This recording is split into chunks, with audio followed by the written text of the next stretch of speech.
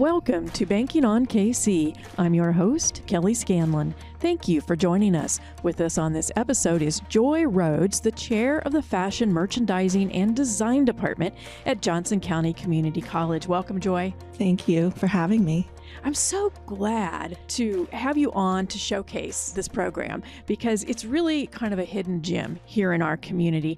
And it's really one of the few programs in the region that offers this level of professional preparation. So give us a peek behind the curtain, a brief overview of what the program involves. Well, thank you for giving me an opportunity to brag a little bit about our, as you said, hidden gem.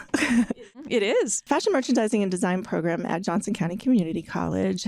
We have two AAS degree programs under our umbrella.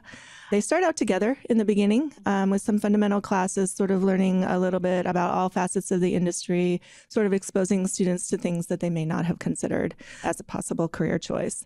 And then they split out into totally different directions. We have a direction for fashion design and technology, which is focuses more on the product development side of the business, or the wholesale side of the business, where students take classes in apparel construction, pattern development, learning how to draw, with a heavy emphasis on technical design. And then we also have the fashion merchandising and marketing program, which is sort of focuses on what we call the to-consumer side of the business. They kind of focus in three different silos, the first being the most common one, the retail sector, right, with classes in visual merchandising, store planning, online retailing. The second one would be the buying direction, being a buyer for a store with classes in merchandising math, assortment planning. That sounds fun. Data analytics. Yeah, this is the one that is a little bit more intensive. And then marketing. Obviously, marketing has a lot of different facets of consumer behavior, but we focus a lot in just general marketing and then also social media marketing, which of course is a big thing right now. So with all this going on and the fact that it is, as we've both said, a hidden gem, but with all this that's going on, when people learn about this, what surprises them the most about it? I think what surprises people the most would be the level of quality and professionalism that we get out of our students. For just a 2-year community college program, we take great pride in our curriculum and we don't sugarcoat it at all. All of our faculty have worked in the industry or currently working in the industry, some of them. So we know what it takes firsthand, and we want to develop skills in students so they can get jobs. As you mentioned, the program combines design and merchandising. With this dual focus, how does that prepare students better? And, why is it so important that you offer both tracks? Well, actually, both tracks go together. They're both important. They can't survive one without the other, obviously. But there's a lot of employment opportunities that most people don't realize are even out there. So, traditional people, when they think of fashion, they're thinking, oh, I want to be a designer or I want to be a buyer. Those are really the two sort of predominant career paths that we think of, but there is so much more, so many more opportunities for careers. So we introduce them from everything from raw materials all the way till the consumer makes a purchase. So careers like sourcing or textile science or surface design or event planning, stylist, manufacturer's rep. These are all careers that are kind of in the middle there that people don't even really think about. Yeah, event planning, you wouldn't think about that, but sure, you have fashion shows and other kinds of events. Absolutely. So tell us about technology.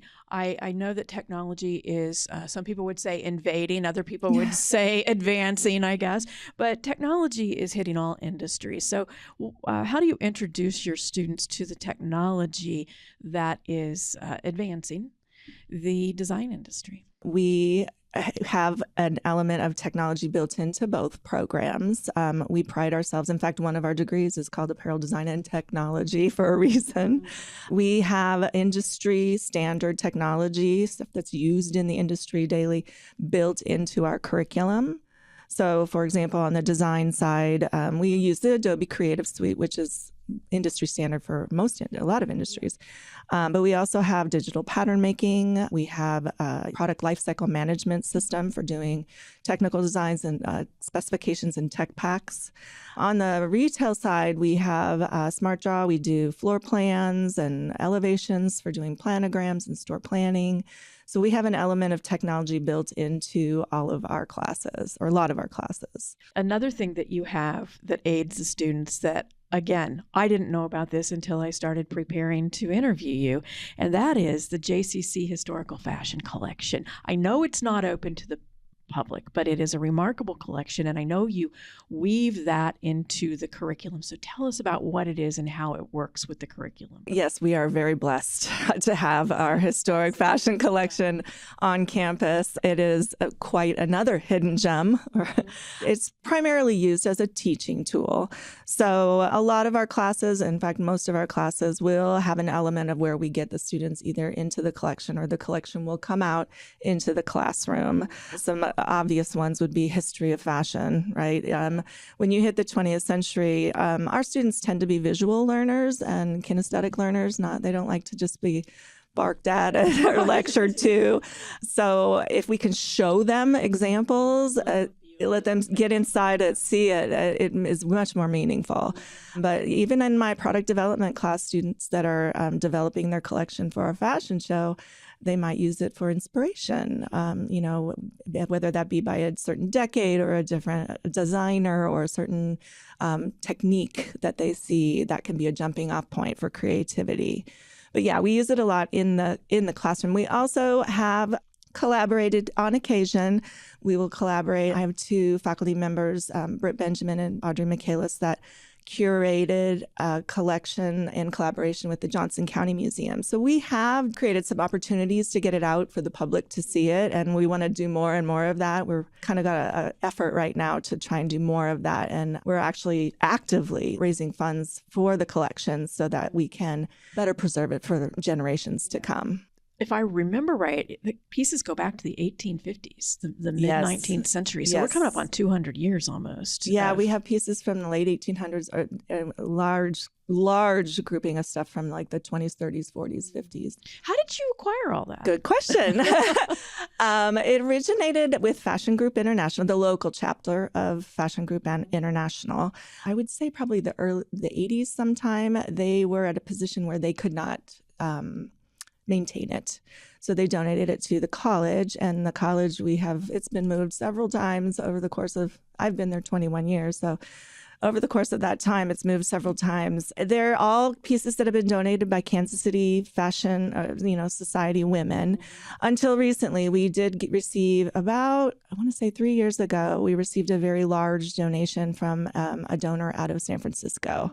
But we're bursting at the seams. We have very little space to add more, and we're hoping to get a better space so that we can grow it and have it be preserved for generations to come. Let's talk about the annual fashion show. It's, if not the biggest, one of the biggest things that you do all year. And it's not entirely run by the students, but the students play a major role in making this happen. So talk with us about what's involved and really what it's like to watch your students be involved in this and showcase their ideas in this way. It is our big once a year event. It is a fundraiser for our department. It's for student scholarships. So both sides of our program, both design students and merchandising students, are required as a part of their capstone classes to participate in the fashion show in order to graduate. We start in August. The design students are required to develop a collection of 5 unique looks, their own collection, and put it on the runway in April. And the merchandising students get involved in the marketing, event planning, on that side of things, and also running the show behind the scenes. A lot of them model and things like that. So they both are involved in it. But yes, it's no small deal. We collaborate with our culinary department, Johnson County Community College Culinary Department. They do some of our food for our event, and we set up a runway in the culinary building on campus. And transform that space for our show. How fun. How fun. How many students participate? This last year, we had 10 designers, and then we also do a scene for sort of our newer students, a draping scene for a class. And we usually have between 10 and 15 scenes in our show. It depends on the year. Our scholarship winner this past show was Rachel Wisniewski, and her mother is actually associate here at Country Club Bank. Just as you said that your students really don't like to just be lectured to, they want to feel, they want to touch, or they want to see some of what they're doing. They're not just studying fashion. They're actually living it in the same way. In addition to the fashion show that we just discussed, which gives them a chance to really live it, they have internships with some of the local businesses and brands here. So they're really getting that real world experience. Tell us about some of the exciting opportunities your students have had with those internships. So we make a concerted effort to collaborate and get out into the community and get our students out into the community. We do that in several different ways. Our design students are required to do 2 semesters of internships, and our merchandising students are required to do 3, which is basically they're getting credit for their work experience. So that is one way that we collaborate within the community, but we also bring in guest speakers from local area professionals. We also do a lot of field trips. I mentioned earlier, our students are experiential learners. So it's great to be able to take our students out into the community, and then we get validated by what they're seeing, and we become more credible. So in this last semester, we had some students, I have interns that are working with some local area designers. A lot of them are working in retail, right, in the area. And we did some field trips. We did Essence of Australia, which is headquartered here. We've done Newly, which is down south in Raymore. So they love that. Experiential learning is the way that they learn. So you have this collaboration with the Johnson County Museum, but you also have something going on right there at JCCC itself at the Nerman Museum. Tell us about that. Right. We have the Nerman Museum of Contemporary Art is housed on our campus, and there is an exhibit that's up right now that's called A Match Made in Heaven, and it's an exhibit featuring Catherine Bernhard, who is a contemporary artist out of St. Louis, and Jeremy Scott, who is a very famous fashion designer who is actually from Lee's Summit here in Missouri, local guy. And it's a must-see. It's incredible. Words can't even describe it. I think it even got a write-up in Vogue. Oh, yes. There was a write-up in Vogue about it. And we recently had a fundraiser event, a gala event, and brought in people from all over the country. But it runs through October. So definitely go see that. If I remember right, you've even been fortunate enough at times to be able to take students to Paris. Well, we have a study abroad program for our department. Well, at the college in general, we have study abroad. But for the last, I'd say for 6 or 7 years, we have a partnership in Florence, Italy, where we have sent students every summer. They can go there. They can study for 3 to 6 weeks. Take class there, and then those credits transfer back to the college and count towards their degree. So that partnership's been going for several years now. In fact, I have 7 students going this summer. They're leaving next week, actually. Oh, fun. And then we are introducing a new one to Paris. That will be starting next summer, and that's actually a faculty-led one. So they'll take a class here on campus, and then that class will travel together at the end of that class. So they're a little different, but they're both opportunities for traveling and studying fashion in Europe. We also do trips to New York and to Vegas to the buying trade shows here domestically as well. Yeah, so it sounds like a full-on experience they're getting in addition to the classroom. What's also interesting is that just as your students don't just learn fashion, they live it. You don't just teach fashion. You've actually lived it yourself from the retail side. You've actually also worked at software companies that have developed some of the software tools, possibly even some of the ones you talked about earlier, that are used in the industry. So how has that real-world perspective informed your approach to the department's curriculum and the rest of the faculty that you work with? Well, our curriculum is built with the intention for students to gain relevant skills to get a job in the industry. So it is a requirement, actually, in our department that all of our faculty, if you're getting hired to teach in our department, that you have industry experience. So all of the faculty that teach in our department have worked in the industry in the capacity of whatever class they teach, or they're currently working. I have several part-time professors that are still currently working in the industry during the day and then teaching. We're constantly striving to remain current on what's going on in the industry. That's really important to us, is to know what's going on and to continually be updating our curriculum and making it current so our students are coming out with skills. Exactly. Let's talk about something broader here. Sustainability and ethics are major themes in today's fashion world. So how is your program preparing students to think critically and creatively about those two issues? Yeah, well, it's no secret that fashion industry is one of the largest polluters on the planet, unfortunately. But this generation of kids that we're seeing more recently they're very concerned about our planet. They come to us concerned. They have a sustainability mindset. They are, recycle, reduce, reuse, repurpose people, the DIYers.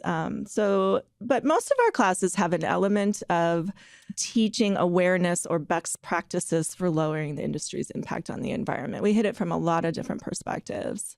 You've had graduates from your program go on to work for some really major international brands like Nike, Kate Spade.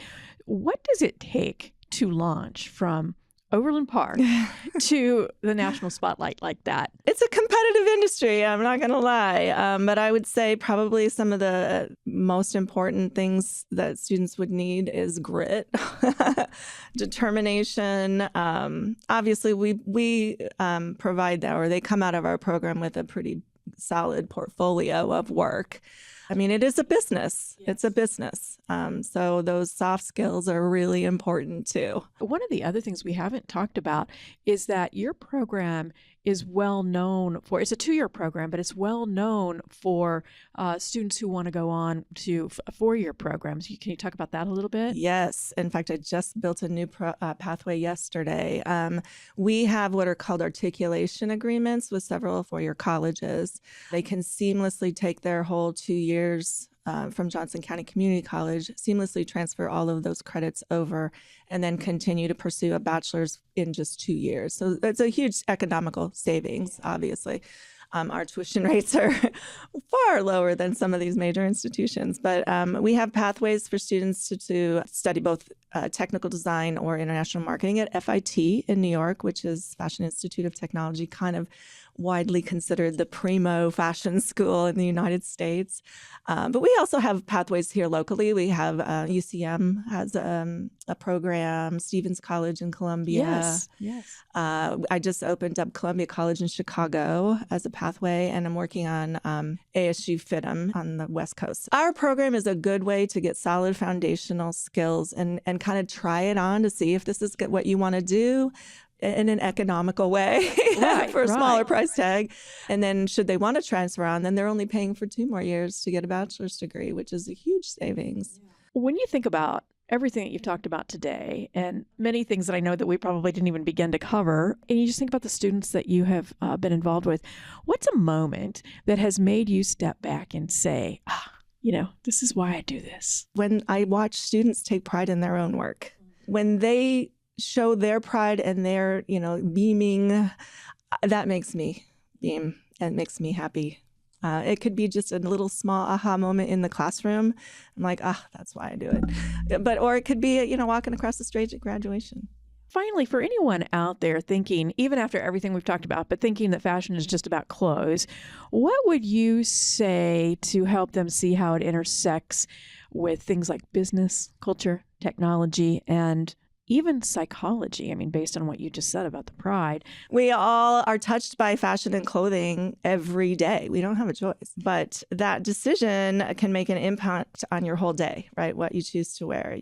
You can give you a confidence boost. It could give you a sense of belonging. It could be just simply comfort, right? We want to be comfortable, or we want to feel safe. Behind every customer feeling that is, whatever reason they choose to put that on, is a whole team of people that have brought that product to life. And I think a lot of people don't even think about that when they wake up in the morning and put their pants on. That's true. Yeah, very true. I love what I'm seeing right now with the younger generation and the recycling and the thrifting movement and sort of repurposing things that have already been made into new things. because that is just an element of sustainability. And it's also like very creative.